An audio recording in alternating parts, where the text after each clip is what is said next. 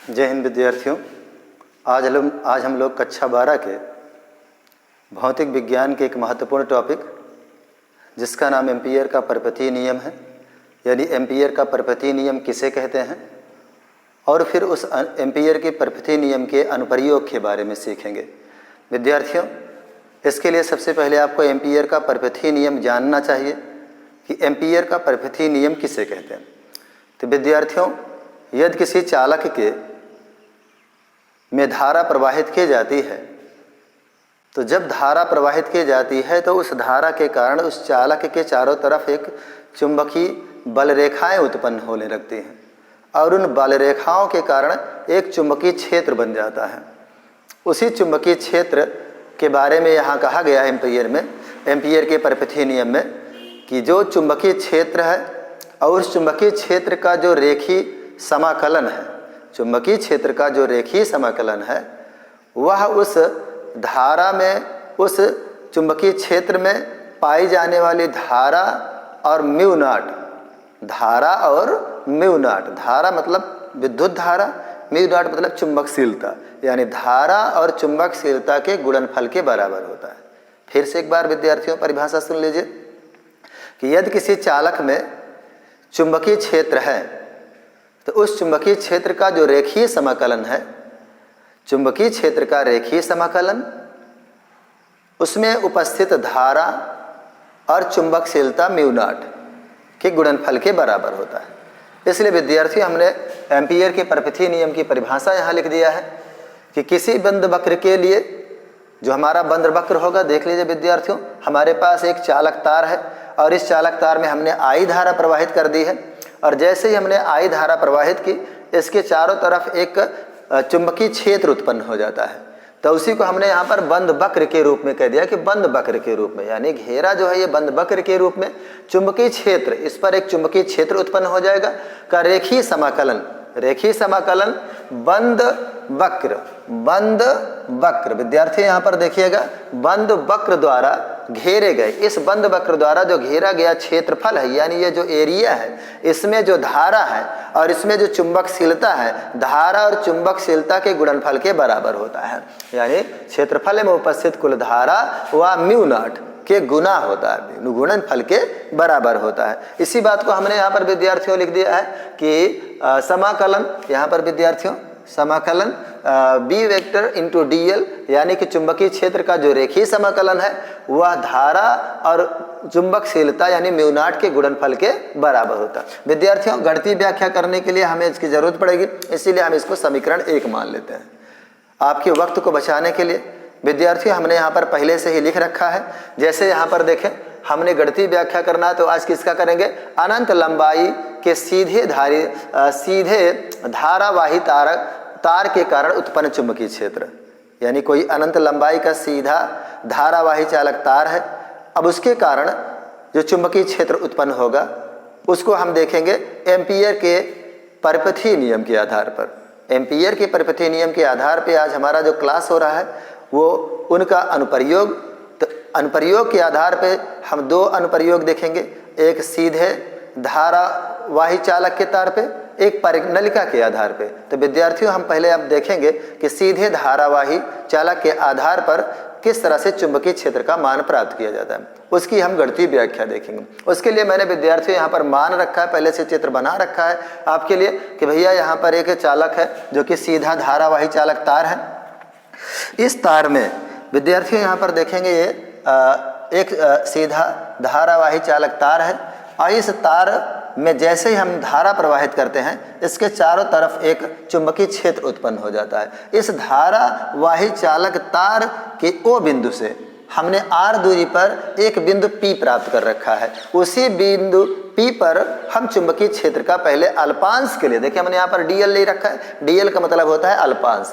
पहले हम थोड़े से भाग का अल्पांश प्राप्त करेंगे, मान प्राप्त करेंगे, फिर उसके बाद पूरे भाग का मान हम प्राप्त कर लेंगे, यानी पूरे भाग पर जो चुंबकीय क्षेत्र का मान है उसको प्राप्त कर लेंगे। पहले हम एक बिंदु P जिसके लिए हम अल्पांश ले रखे हैं, एक अल्पांश बिंदु के लिए ही हम पहले चुंबकीय क्षेत्र का मान प्राप्त करेंगे, उसके बाद हम पूरे क्षेत्र का मान प्राप्त कर लेंगे। इसके लिए विद्यार्थियों सबसे पहले आपके दिमाग में बात आनी चाहिए कि जो O बिंदु से R दूरी पर बिंदु P है और इस बिंदु पर जो अल्पांश बिंदु है dl, वह dl और उस पे जो चुंबकीय क्षेत्र है, ये दोनों एक ही दिशा में कार्य कर रहे हैं, यानी ये दोनों एक ही दिशा में कार्य कर रहे हैं। तो यहाँ पे एक समान दिशा होने के कारण यहाँ जो थीटा का मान होगा वो 0 अंश का होगा। इसीलिए हमने यहाँ विद्यार्थियों लिख रखा है गणितीय व्याख्या में कि माना एक्स वाई एक धारावाही तार है।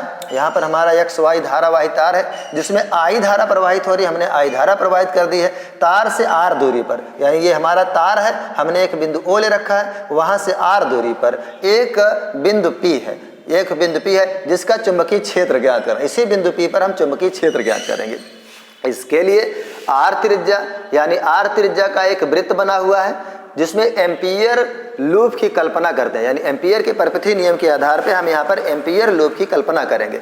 इसके आधार पे जो बिंदु P से होकर के जाता है, यानी जो बिंदु है यहाँ पर एक लूप बना हुआ है, एम्पीयर के परपथीय नियम के आधार पर हम इस पे क्या प्राप्त कर लेंगे, चुंबकीय क्षेत्र का मान प्राप्त कर। बिंदु P से होकर के जो जा रहा है हम इसके पूरे भाग पर चुंबकीय क्षेत्र का मान प्राप्त करेंगे। इसके लिए विद्यार्थियों हमने बता दिया कि जो बिंदु P है और उस पर जो अल्पांश dl है और जो उस पर उत्पन्न चुंबकीय क्षेत्र है वो दोनों एक ही दिशा में काम कर रहे हैं, इसलिए यहाँ पर जो थीटा का मान होगा वो 0 अंश होगा। तो एम्पीयर के परपथीय नियम से हम जानते हैं, क्योंकि हमें परिभाषा में है, हमने पहले दे दिया है। यहाँ पर देखें, यहाँ पे हम समीकरण इसको ना मानते हैं, मैंने समीकरण यहाँ एक मान रखा है। तो देखें एम्पीयर परपथीय नियम से समाकलन B.dl इंटू आई इंटू म्यू नॉट, ये समीकरण 1 है। इसके आधार पर अगर देखा जाए तो बिंदु P पर V वेक्टर तथा dl की दिशा समान है, यानी बिंदु P पर जो dl है और V वेक्टर यानी दोनों की दिशा जो है समान है, इसलिए उनके बीच का कोण जो होगा वो 0 अंश होगा। विद्यार्थियों इसके लिए आपको सबसे पहले समीकरण 1 देखना पड़ेगा एम्पीयर के परपथीय नियम के आधार पर, क्योंकि विद्यार्थियों हम जानते हैं कि B इंटू dl और इस B इंटू dl के आधार पर यदि हम कहें तो हमने क्लास 12 में एक फार्मूला पढ़ रखा है A into dot b. A into dot b बराबर फार्मूला होता है A इंटू डॉट बी बराबर फार्मूला होता है AB कॉस थीटा। विद्यार्थियों इस फार्मूले का प्रयोग करके हम आगे बढ़ेंगे। तो यहाँ पर देखें B into dl cos theta बराबर हमारा हो जाएगा कि समाकलन B dl cos theta, B dl cos theta. जैसे कि विद्यार्थियों आपने कह रखा है कि B और dl की दिशा समान होने के कारण जो थीटा का मान होगा वो 0 अंश होगा, इसलिए हम यहाँ पर थीटा का मान रखेंगे 0 अंश रख लेंगे।